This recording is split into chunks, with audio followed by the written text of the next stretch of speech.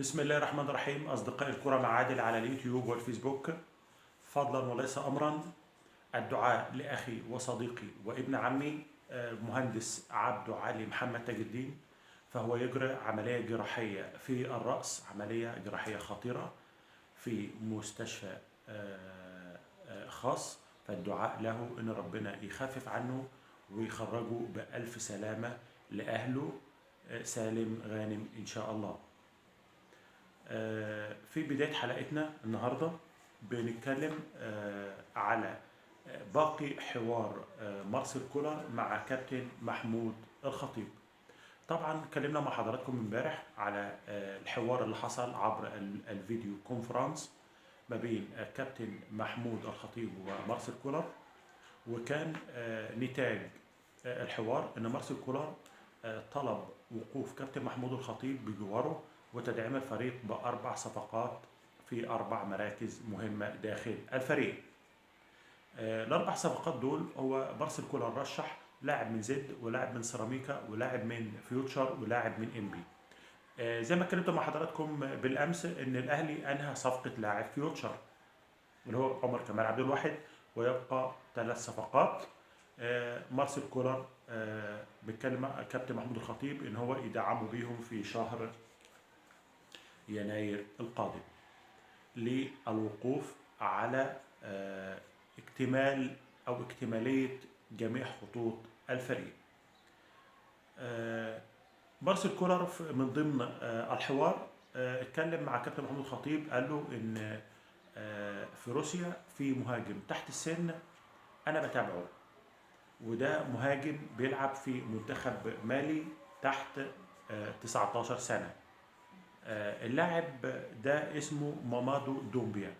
بيكلم مارسيل كولر، بيتكلم معه كابتن محمود الخطيب، بيقول له ان ده لاعب رغم صغر سنه، هو 17 سنة ونص صغر سنه، ولكن ضخم الجثة، سريع، بيجيب ضربات الرأس وبيلعب بقدميه اليمين والشمال. ففي كل المقاومات اللي احنا ممكن نجيبه مهاجم تحت السن. كابتن محمود الخطيب طبعا أبلغ إدارة التسويق بمتابعة اللاعب ده ومدى جدية التعاقد معاه. اللاعب ده على سعره على ترانسفير 200,000 دولار. فالنادي الأهلي هيشوف إيه الإمكانية وإيه السعر اللي ممكن يقدمه لجدية إن نجيب اللاعب ده. واللاعب ده بيلعب مع منتخب مالي. طبعا عندنا اليو ديانج ممكن يتوسط في الصفقة دي وينهي الصفقة. هنشوف الأيام اللي جاية إيه اللي هيجد فيها. كان في مباراة لفريقي الأهلي والزمالك في دوري سوبر السلة، وانتهت بفوز النادي الأهلي 81-66. المباراة دي أسفرت عن طرد المدير الفني النادي الأهلي أوجوستي بوش لاعتراضه على حضور جمهور المباراة. الأمن مبلغ إن هي بدون جمهور. النادي الأهلي اتفاجئ بجمهور. الخطأ عن إدارة النادي الأهلي ما بدأش المباراة إلا أما الصالة تتخلي من الجمهور. النادي الأهلي بدأ المباراة، بدأ فريق الزمالك السباب، جماهير الزمالك السباب للاعبي النادي الأهلي ومديرهم الفني. فاعترض المدير الفني، أما الحكم بطرده. وصل المدرجات، الجماهير كانت هتتهجم عليه في المدرجات لولا إدارة الأهلي حصرت المدير الفني ومنعت هجوم الجماهير عليه، وتم إيقاف المباراة. وصمم النادي الأهلي على خروج الجماهير، يا مش هكملوا المباراة. قام الأمن بإخلاء الملعب، ونهاية المباراة انتهت بفوز النادي الأهلي 81-66.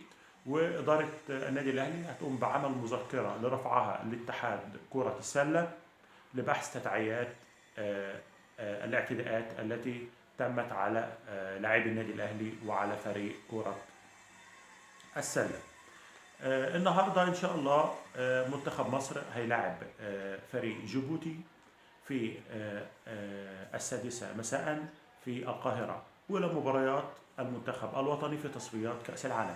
بنتمنى إن شاء الله توفيق لمنتخب مصر للفوز بالمباراتين. عنده جيبوتي 16 وعنده سيراليون يوم 19. بيفوز بالمباراتين وتحقيق 6 نقاط، لتحقيق حلم ملايين من المصريين بالصعود لنهائيات كأس العالم 2026. بالتوفيق إن شاء الله للنادي الأهلي ومنتخب مصر. منتخب شباب مصر اللي بيلعب في دورة شمال إفريقيا كان بيلاعب بالأمس بيلاعب منتخب ليبيا. طبعا بيدرب الفريق وائل رياض شيتوس. منتخب ليبيا اللي اتهزم من المغرب 6-0 فايز على منتخب مصر امبارح للدقيقة الثانية من الوقت الضايع من الشوط الثاني 1-0.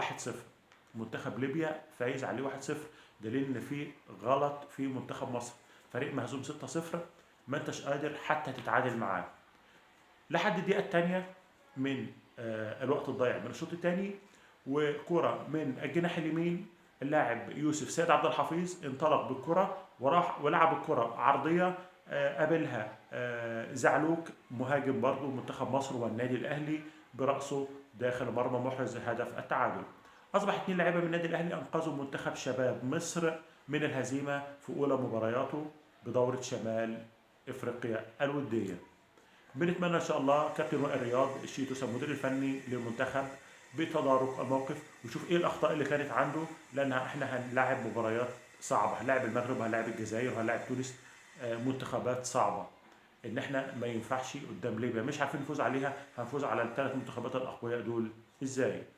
في نهايه لقاء مع حضراتكم لا تنسوا الدعاء لاخي وصديقي وابن عمي عبد الرحمن علي تاج الدين بالشفاء العاجل وخروجه من المستشفى على خير إن شاء الله. في نهاية اللقاء ما تنسوا تعملوا بلايك وشير ومتابعة قنواتنا على الفيسبوك واليوتيوب عشان نقدر نوصل لأكبر عدد من السادة المشاهدين. والسلام عليكم ورحمة الله وبركاته.